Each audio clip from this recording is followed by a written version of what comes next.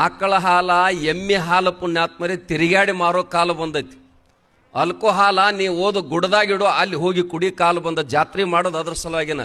ಎದ್ರ ಸಲುವಾಗಿ ಜಾತ್ರೆ ಮಾಡೋದು ಅಂತಕ್ಕಿದ್ರೆ ಪಟ್ಟಿ ಅದಕ್ಕೆ ಎತ್ತದ, ಜಾತ್ರೆ ಅದಕ್ಕೆ ಮಾಡೋದು ಅಂತಕ್ಕಿದ್ರೆ ಶೆರೆ ಕುಡಿಲಕ್ಕನ ಜಾತ್ರೆ ಮಾಡೋದು. ಇದನ್ನ ಬಿಟ್ಟು ಮತ್ತೇನು ಮಾಡಂಗಿಲ್ಲ. ಹೌದಿಲ್ರಿ? ವಯಸ್ಸಾಗ್ಯಾವ ಪುಣ್ಯಾತ್ಮರ 60 70 ವಯಸ್ಸಾಗ್ಯಾವ. ಆ ಅಜ್ಜಾಗೊಂಡು ರೋಡ್ ಮೇಲೆ ನೋಡ್ಬೇಕು, ಜೋತಾಡ್ತಿರ್ತಾರ, ಹಾದಿ ಗೊತ್ತಿರ್ಲಾರ್ದಂತಕ್ಕಂಥದ್ದು. ನಾವು ಮನುಷ್ಯರನ್ನ.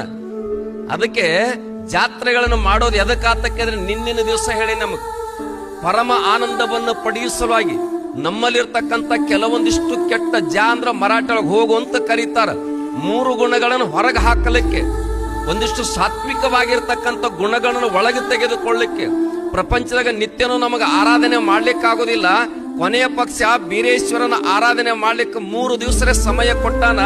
ಆ ಸಮಯದಾಗ ಅವನ ಆರಾಧನೆ ಮಾಡಿ ಧನ್ಯರಾಗೋನು ಅಂತಕ್ಕಂಥ ಆಲೋಚನೆ ಇಟ್ಕೊಂಡು ನಮ್ಮ ಪೂರ್ವಜರು ಜಾತ್ರೆ ಅನ್ಕಂತಕ್ಕಂಥ ಮಾಡ್ಕೊಂಡು ಬಂದಾರ. ಆದ್ರೆ ನಮ್ಮ ಮಂದಿದ ಹಂಗಿಲ್ಲ. ಜಾತ್ರೆ ಅಂದ್ರೆ ಖರೆ ಪುಣ್ಯಾತ್ಮರೆ ಆ ರೋಡಿಗೊಮ್ಮೆ ಈ ರೋಡಿಗೊಮ್ಮೆ ಜೋಲಿ ಹೊಡ್ಕೊಂತ ಅವ್ರಿಗೆ ಇವ್ರು ಹೊಡ್ಕೊಂತ ಅಂದ್ರ ಇದಕ್ಕೆ ಜಾತ್ರೆ ಅಂತ ಕರೀತಾರ ತಿಳ್ಕೊಂಡು ನಾವುಗಳಿದ್ದೀವಿ.